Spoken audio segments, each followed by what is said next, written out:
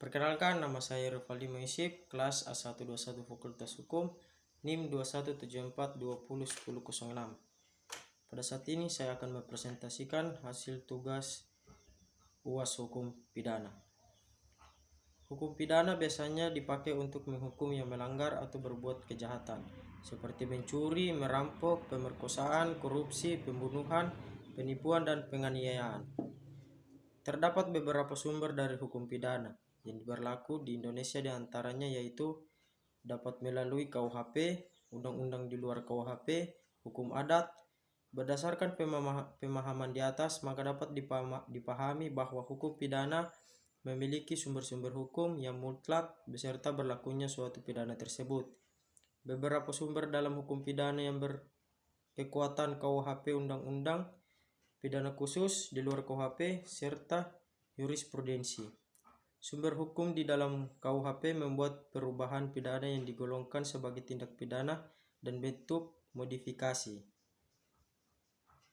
Selain itu, KUHP tidak serta-merta memenuhi semua perbuatan pidana yang diatur di dalamnya. Itu muncul undang-undang pidana khusus di luar KUHP, serta jurisprudensi. Sebuah putusan hukum yang dikeluarkan oleh pengadilan berupa hakim dengan melakukan penemuan hukum. Sedangkan secara teoritis mengenai ruang berlakunya hukum pidana dibagi menjadi dua, yakni menurut waktu dan menurut tempat. Walaupun ada juga pandangan sarjana yang memilih menjadi tiga bagian, yaitu berdasarkan ruang, waktu, dan tempat. Menurut waktu berlakunya hukum pidana dijelaskan dengan asas legalitas, yang mana disimpulkan asas tersebut memiliki fungsi melindungi dan instrumentasi. Terkait dalam melindungi, artinya undang-undang pidana melindungi rakyat terhadap kekuasaannya yang tanpa batas dari pemerintahan. Pada fungsi instrumentasinya di dalam batasan yang ditentukan undang-undang.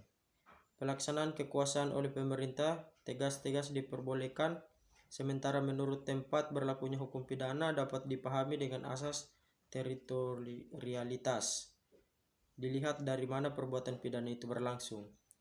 Asas nasional aktif, perbuatan tindak pidana yang dilakukan oleh WNI di luar wilayah kenegaraan, serta asas nasional pasif, pidana dilakukan WNI atau WNA yang menyerang kepentingan negara.